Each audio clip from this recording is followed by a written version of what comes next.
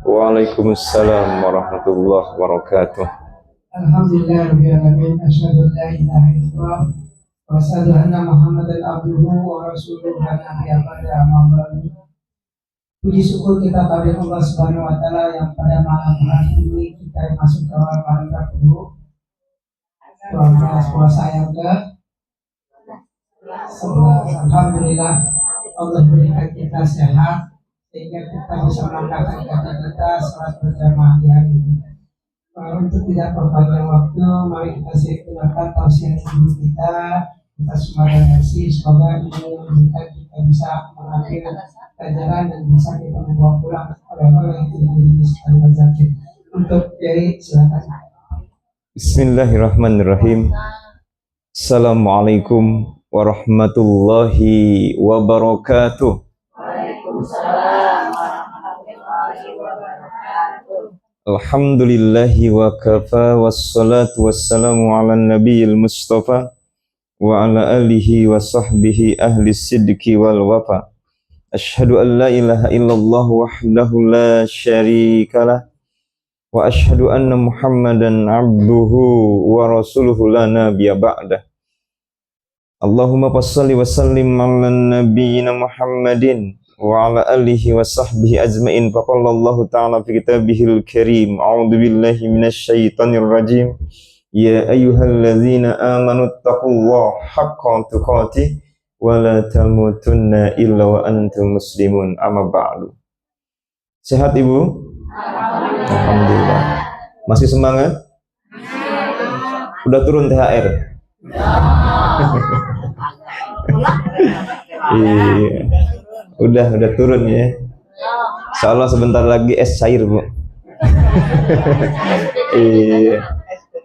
Jadi alhamdulillah, syukur kepada Allah jika masih sehat. Karena salah satu nikmat yang terpenting adalah sehat. Apalagi kalau kemudian sehat itu dibarengi dengan nikmat iman. Karena nikmat iman itu nikmat yang paling agung yang tidak dibagi kepada sembarang orang. Jadi iman itu tidak dibagi kepada sembarang orang. Yahdi mayyasha. Allah membagi iman, memberi iman kepada orang yang dikehendakinya. Maka alhamdulillah kita termasuk ke dalam golongan orang-orang yang beriman, terbukti mampu melaksanakan saum Ramadan. Udah bocor, Bu? Belum. Wah, luar biasa. Perempuan kan biasanya bocor ya. Iya. Kecuali yang sudah senior. Kalau sudah senior tuh nggak ada bolongnya biasanya. Kecuali kalau sudah uzur. Tapi rata-rata ini masih muda ya. Iya, masih muda, luar biasa, muda semangatnya. Alhamdulillah. Salawat dan salam tercurah ke hadirat junjungan Nabi kita Nabi Muhammad sallallahu alaihi wasallam. Jadi hari keberapa, Bu? Hari malam ke-11. Malam ke-11. Berarti lebaran bentar lagi ya. Masih lama juga, Masya Allah. Semangat ibadahnya luar biasa. Dan tiap hari ada kajian. Berarti ada banyak ilmu. Mau bahas apa lagi nih kira-kira? Udah kehabisan kayaknya ya, sampai nggak ada judulnya gitu ya. Jadi ibu jamaah yang dirahmati Allah, kita istifadah kepada perkataan Ali bin Abi Thalib. Istifadah itu mengambil faedah, mengambil manfaat dari perkataan orang yang punya ilmu. Beliau adalah Ali bin Abi Thalib, sahabat Rasul Muhammad sallallahu alaihi wasallam. Betulan beliau adalah menantu Rasulullah sallallahu alaihi wasallam. Apa perkataannya? Awwaluddini ma'rifatun wa kamalu ma'rifatihi at-tasdiq lahu wa kamalu tasdiqihi tauhiduhu wa kamalu tauhidihi al-ikhlas lahu. Paham? Alhamdulillah tidak ya? Jadi kita terjemahkan sambil kita bahas sedikit-sedikit. Sampai berapa lama? 3 jam ya? Ya. Nunggu sahur dong gitu ya. Baik, awwaluddini ma'rifatun. Ada yang protes nih.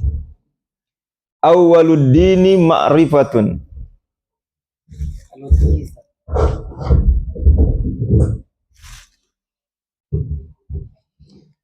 Awwaluddini ma'rifatun. Seseorang pertama kali disebut beragama kalau dia paham. Seseorang disebut beragama kalau dia beragama pakai ilmu. Makanya kalau beragama tidak pakai ilmu, fakuluman bigairi ilmin ya'malu a'maluhu mardudatun indallahi la tuqbalu. Fakuluman, siapa saja, nggak terkecuali, mau di Amerika, mau Amerini, mau di Indonesia, mau di Mekah sekalipun, fakuluman, siapa aja, bigairi ilmin, tanpa ilmu, ya'malu, dia beramal, dia beragama tanpa ilmu. Karena amal itu adanya pada agama, ibadah itu adanya pada agama. Semua orang yang beramal tanpa ilmu, a'maluhu, semua amal perbuatannya, mardudatun, akan tertolak, indallahi, di sisi Allah, la tuqbalu, tidak akan diterima. Inilah pentingnya majlis yang mengingatkan kita untuk terus tolabul ilmi, di mana tolabul ilmi itu penting untuk membuat amal soleh kita bisa lolos uji di sisi Allah. Karena dulu di zaman sebelum baginda Rasul diutus disebut zaman apa, Bu? Jahiliyah. Apakah di zaman jahiliyah tidak ada agama? Ada. Bahkan dilihat dari agamanya hampir sama dengan agama kita. Yaitu apa? Berasal dari Nabi Ibrahim alaihi salam. Maka mereka bukan tidak mengenal sholat, bahkan mereka juga sama-sama sholat seperti kita, karena Ka'bah mereka adalah Ka'bah kita. Bahkan kita berkiblat ke Ka'bah itu warisan dari mereka. Tapi lihatlah, meskipun mereka beribadah, punya agama, bahkan sholat seperti kita, disebut dengan alam jahiliyah, dan ibadah mereka ternyata cuma dianggap main-main saja. Wa ma sholatuhum indal bait illa muka'aw wa tasdiyah, dan tidaklah sholat mereka di hadapan Ka'bah kecuali tepuk tangan dan siulan. Tepuk tangan itu lagi main-main, siulan itu juga sedang main-main. Berarti sholat dianggap cuma sekedar main-main. Padahal mereka juga berharap ibadah mereka diterima oleh Allah, bukan ibadah main-main. Mereka bersungguh-sungguh dengan amal ibadahnya, tapi nilainya di sisi Allah hanya sekedar senda gurau dan permainan. Bahkan kalau ibu masih ingat pelajaran sebelumnya tentang syair-syair mereka, tentang sholawatan mereka kalau bahasa kita sekarang, maka syair mereka itu mengandung unsur agama. Alhamdulillahilladzi a'tani hadzal gulama thaibal ardan qad sada fil mahdi alal gilman u'iduhu billahi dzil arkan hatta arahu baligul banan. Lihat di awal kalimatnya ada kalimat alhamdulillah. Ini bukan perkataan Rasulullah, bukan perkataan sahabat, ini perkataan orang yang bahkan meninggal dunia sebelum Rasul jadi nabi. Rasul masih kecil, ini orang sudah meninggal dunia. Tapi kalimatnya alhamdulillah, padahal alam jahiliyah. Bahkan di akhir dari kalamnya itu dia berkata, u'idzuhu billahi dzil arkan. U'idzuhu itu a'udzu billahi minasyaitan. berta'awuz, berlindung kepada Allah. Bahkan dia yakin Dzil Arkan, Allah itu pemilik Ka'bah. Arkan itu rukun. Ruknun ruknani arkan. Jadi kalau ada ibu punya putra namanya Arkan, artinya rukun. Rukun itu artinya tiang. Tiang apa yang dimaksud? Tiang Ka'bah. Ka'bah itu punya 4 tiang, 4 penjuru. Ada rukun Yamani, rukun Iraki, rukun Syami, dan rukun belum pernah umroh ya. Rukun Hajar Aswad.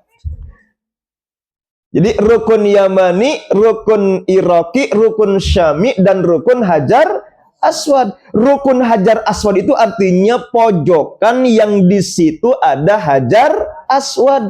Tiang Ka'bah yang ada Hajar Aswad itu disebut dengan rukun Hajar Aswad.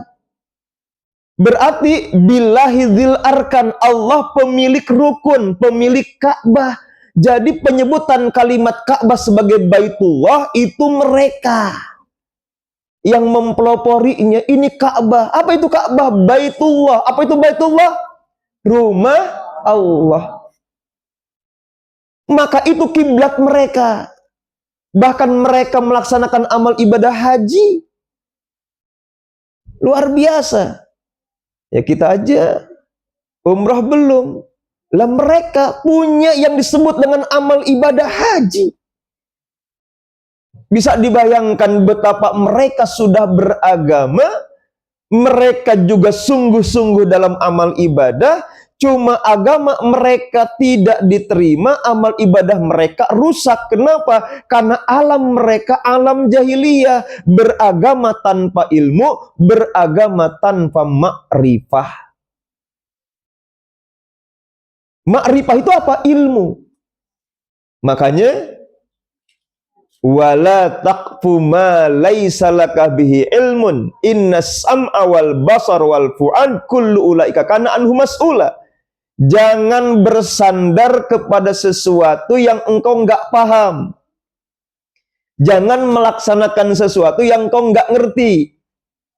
Ini pengalaman saya dulu, Bu. Saya masih kecil, usia masih SD. Datang ke rumah sepupu, di situ ada kolam renang. Tahun 80-an, Bu. Nggak ngerti itu kolam dalam.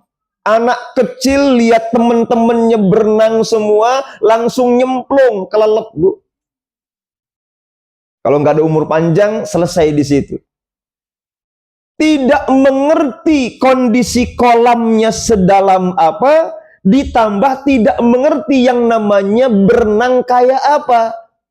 Cuma mengandalkan ingin ikut terlibat, ingin ikut berenang, ingin ikut bersenang-senang, mumpung ada kolam renang, nyemplung, langsung terjun, enggak yang disebut dengan nanya dulu, dalam enggak konfirmasi dulu, langsung nyemplung, hampir saja selesai nyawa saya di situ.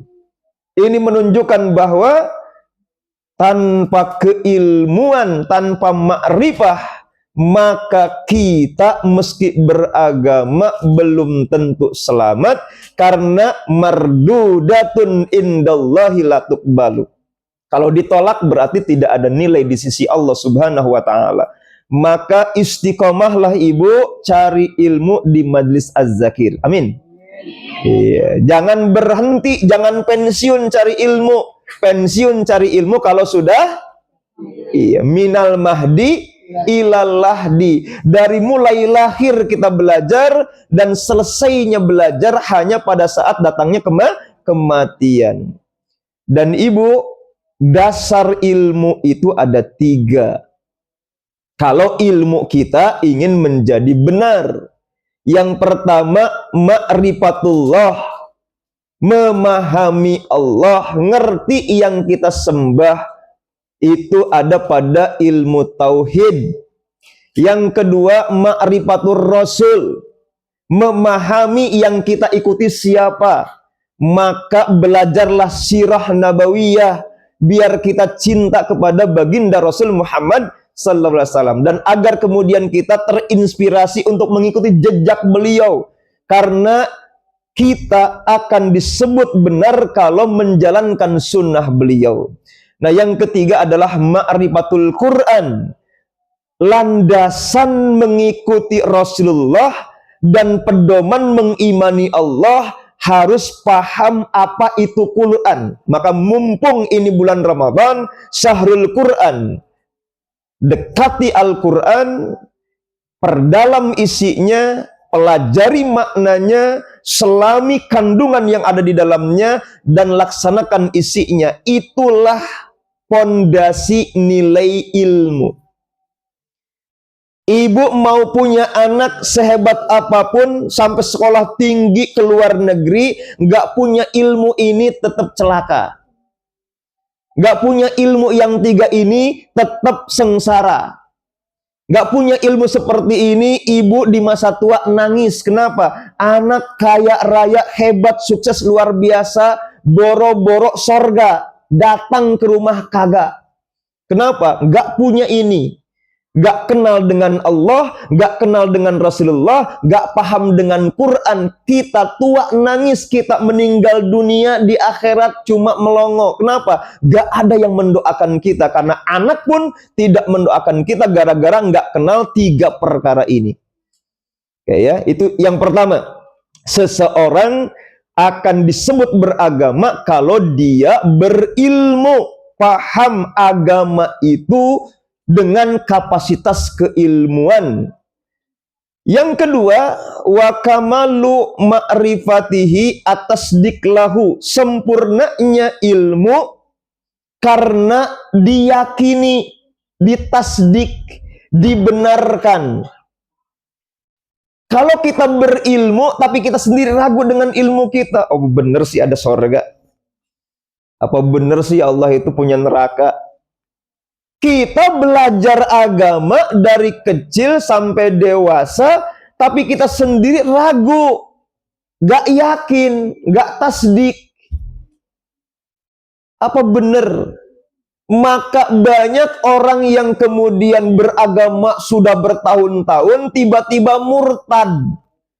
Kenapa? Karena mungkin apa yang dia pahami tapi tidak diyakini. Cuma disimpan di otak, tidak diyakini di hati. Maka lihatlah, ada banyak orang yang yakin dengan manfaat puasa. Hatta puasa itu jadi bagian dunia kedokteran. Betul, Bu? Kalau mau dioperasi puasa dulu kan? Diakui oleh dunia kedokteran. Semua penelitian menunjukkan tentang kehebatan puasa. Tapi banyak pula orang-orang yang yakin tentang puasa, gak mau untuk ikut berpuasa. Ini saya ambil contoh. Kawan saya di Nusa Indah, Perumnas Klender, itu kerja di sebuah perusahaan swasta milik luar negeri, perusahaan asing. Perusahaan asing ini suka kemudian mendatangkan guru-guru besar dari luar negeri untuk mendidik atau meningkatkan SDM karyawannya.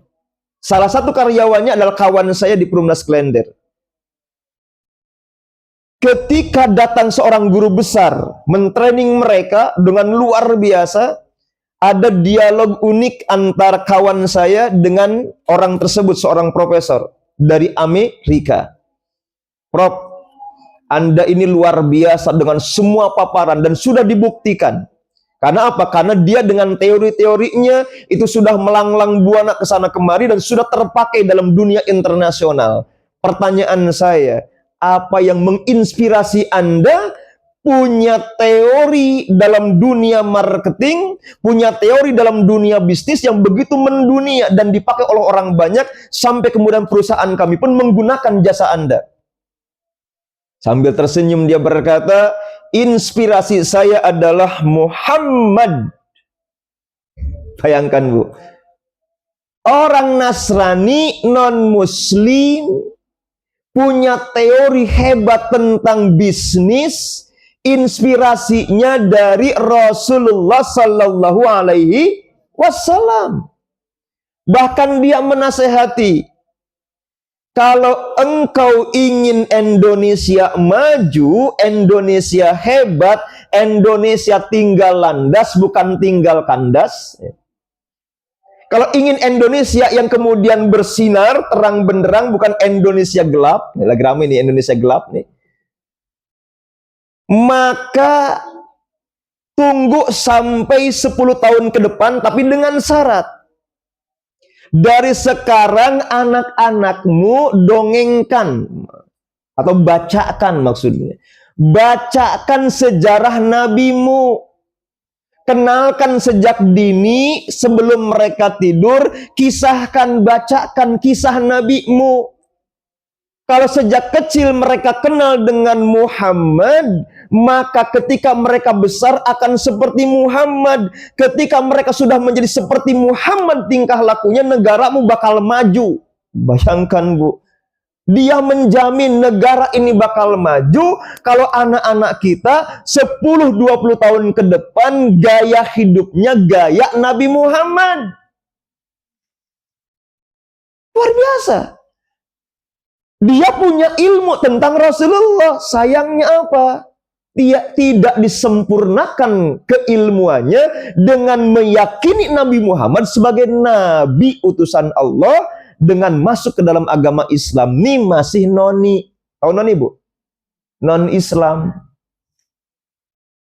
Jadi dia non-Muslim, tapi dia memberikan saran bahwa kalau Indonesia pingin maju, memang tidak sekarang. SDM kita masih ala kadar. Kita pun nggak kenal dengan Nabi Muhammad karena nggak pernah belajar sirah, kecuali Nabi Muhammad bapaknya siapa, Abdullah ibunya siapa, Aminah. Itu yang diajarkan toh. Kapan lahirnya? Tanggal 12 bulan Rabiul Awal tahun Gajah. Tapi perilaku kejujurannya, keberaniannya, kecerdasannya nggak pernah dipelajari, nggak pernah diamalkan. Itu masalahnya. Di sekolah cuma diajarkan di negeri mana lahirnya, di Mekah, kemana hijrahnya ke Madinah. Sedangkan perilakunya nggak pernah diaplikasikan. Yang dimaksud profesor ini adalah jadikan Nabi Muhammad panduan hidup kita. Jadi begitu Bu. Itu pesan siapa? Pesan orang kafir. Kalau Indonesia pingin hebat, pingin maju, tidak Indonesia gelap, memang harus sabar. Apa itu? Didik sebuah generasi yang kenal dengan Muhammad, dengan Rasulullah. Ketika mereka besar mengenal Rasulullah, maka mereka akan menjadi manusia dan generasi yang akan mensukseskan bangsanya. Karena apa? Karena mereka akan menjadi manusia terbaik akibat mencontoh Rasulullah. Sayang nih orang Bu, nggak mengimani Rasulullah, maka ilmunya nggak sempurna.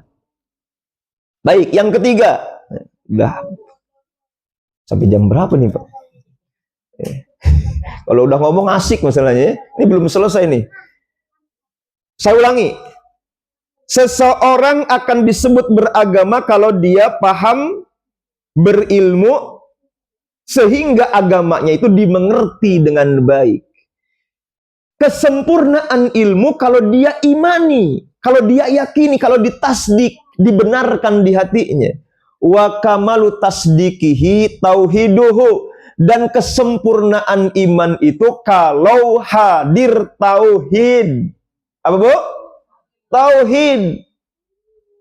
Kita mengimani Allah, tapi tidak mentauhidkan Allah, percuma. Berulang kami sampaikan, la in asyrakta la yahbatanna amaluk. Andai engkau melakukan kemusyrikan, hancur lebur semua amal perbuatanmu.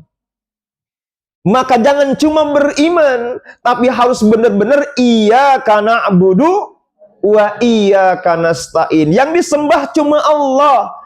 Jangan nyembah tepekong, jangan nyembah berhala, jangan kemudian nyembah pohon-pohonan, jangan percaya dengan jimat-jimatan, jangan datang ke dukun, gak bakal sukses. Jangan menyembah yang lain. Iyyaka na'budu, yang kita sembah cuma Allah. Wa iyyaka nasta'in, dan kita pun hanya meminta kepada Allah. Jangan kayak alam jahiliyah, beriman kepada Allah tapi tidak mentauhidkan Allah. Alasannya apa? Mana abuduhum illa liyuqarribuna ilallahi zulfa. Kami datang ke kuburan ini, kami datang ke pohon keramat ini, kami kemudian meyakini jimat ini sekedar perantara saja, sekedar wasilah saja supaya dekat dengan Allah. Padahal Allah tidak menjadikan pohon sebagai perantaraan, Allah tidak menjadikan kuburan sebagai perantaraan. Allah minta langsung kepada Allah. Allah minta wa iyyaka nasta'in, langsung minta sama Allah, nggak usah mampir-mampir ke tempat yang mengandung kemusyrikan. Karena apa? Karena kemusyrikan itu kezaliman yang paling besar. Inna syirka la zulmun azim. Kemusyrikan itu kezaliman yang paling besar. Bahkan disampaikan oleh Allah, innallaha la yaghfiru ayyushraka bihi wa yaghfiru ma duna dzalika liman yasha. Allah tidak akan mengampuni dosa musyrik. Allah bakal mengampuni dosa yang lain. Maksudnya dosa musyrik yang dibawa sampai mati nggak bakal diampuni. Saya ambil contoh, orang sholatnya kagak bener sehingga sholatnya mengandung dosa, belum tobat, di akhirat bisakah dia diampuni? Masih bisa. Hatta orang meninggalkan sholat, dosa besar kabair, kalau memang imannya masih diterima oleh Allah dan dia belum sempat tobat dari meninggalkan sholat itu masih mungkin diampuni oleh Allah. Orang meninggalkan puasa, tapi imannya masih diterima oleh Allah, masih mungkin walaupun dia belum tobat, diampuni oleh Allah di akhirat. Tapi kalau yang namanya kemusyrikan tidak tobat, dibawa sampai mati, maka tidak akan terampuni. Kenapa? Karena dosa kemusyrikan kalau sudah minta ampun di dunia, tetap bakal diampuni oleh Allah. Karena kalau tidak diampuni oleh Allah ketika sudah bertobat di dunia, para sahabat itu mayoritas adalah orang musyrik pada awal mulanya. Tapi begitu mereka kemudian tobat masuk ke dalam agama Islam, selesailah dosa mereka. Berarti yang dimaksud dengan dosa musyrik yang tidak terampuni itu kalau belum sempat tobat, lalu kemudian mati, nggak bakal terampuni. Ya, jadi kalau begitu sebenarnya semua dosa bakal terampuni. Qul ya ibadiyalladzina asrafu ala anfusihim la taqnatu mir rahmatillah innallaha yaghfiru dzunuba jami'an. Hei yang melampaui batas, yang banyak dosanya seluas langit dan bumi, jangan berputus asa dari rahmat Allah, jangan putus asa dari magfirah Allah, ampunan Allah, karena Allah bakal mengampuni dosa apapun termasuk dosa musyrik kalau sempat tobat. Itu yang keberapa tadi? Yang ketiga. Dan kesempurnaan tasdik atau iman kalau kita bertauhid. Wa kamalu tauhidihi al-ihlas lahu. Dan sempurnanya tauhid kalau hidup ini ikhlas. Sempurnanya tauhid kalau hidup ini tulus karena Allah, mencari mardotilah saja, bukan mencari puja-puji manusia. Bahasa Al-Qur'annya, wa ma umiru illa liya'budullaha muhlisina lahuddin. Ibadah itu dinamakan ibadah kalau ikhlas. Ibadah akan diterima kalau kemudian ikhlas. Ikhlas itu bahasa sederhananya kayak buang air. Betul apa betul? Di mana buang air? Nggak usah diceritain ya. Buang air itu kita tidak lirik-lirik karena ngapain dilirik-lirik. Begitu kemudian sudah pergi gak diingat-ingat dan tidak berharap kembali. Boro-boro kepingin kembali, nempel dikit. Waduh, berabe masih ada najis. Itulah gambaran ikhlas. Kalau sudah melakukan sesuatu, gak perlu rasa terima kasih manusia. Cukup pujian Allah saja. Mudah-mudahan bermanfaat. Mudah-mudahan Allah rahmati Ramadan kita. Allah jadikan kita hamba yang bertakwa. Mudah-mudahan Allah terima agama kita. Mudah-mudahan agama ini kita yakini dengan sebenar-benarnya. dan mudah-mudahan insya Allah ketika paham, diyakini, ditauhidkan, kita ikhlas sebagaimana janji kita, inna sholati wa nusuki wa mahyaya wa mamati lillahi rabbil alamin. Subhanakallahumma bihamdika asyhadu an la ilaha illa anta astaghfiruka wa atubu ilaik. Alhamdulillahil alamin wa lakum minkum. Wassalamualaikum warahmatullahi wabarakatuh. Waalaikumsalam warahmatullahi wabarakatuh. Oke Bu, mudah-mudahan kita bisa mengambil manfaat keilmuan, jangan bosan-bosan mencari ilmu di Masjid Taliban Zakir. Kita banyak guru-guru kita hadirkan di Masjid Taliban Zakir, jangan sampai kita tidak mengaji menuntut ilmu di Masjid Taliban Zakir. Ibu, mudah-mudahan Ibu diberikan umur sehat dan bahagia. Amin. Alhamdulillah guru kita ini adalah pengasuh pesantren BPCI yang penghafal Quran yang ada di sini 3 orang beliau. Tapi kan ini mana nih gurunya dia pengasuh pesantren BPCI ini. Mudah-mudahan ibu-ibu mumpung ada lagi anak-anak kita yang si penghafal Quran, jangan malu-malu menuntut ilmu Bu. Kalau nggak ada ilmu Bu, tadi kata Ustaz apa Bu, ditolak, kita nggak ngerti ilmu, kita sholat nggak ada ilmu, susah juga Ibu ya. Mudah-mudahan kita belajar di Masjid Taliban Zakir ya Bu. Mudah-mudahan kita sehat dan belajar ngaji, jangan malu-malu yang nggak bisa ngaji Bu. Kita sudah datangkan penghafal Quran di sini 3 orang, manfaatkan Bu situasi di Ramadan ini Bu. Terima kasih Ibu. Mari kita akhiri dengan bacaan dalam. Alhamdulillah. Assalamualaikum warahmatullahi wabarakatuh.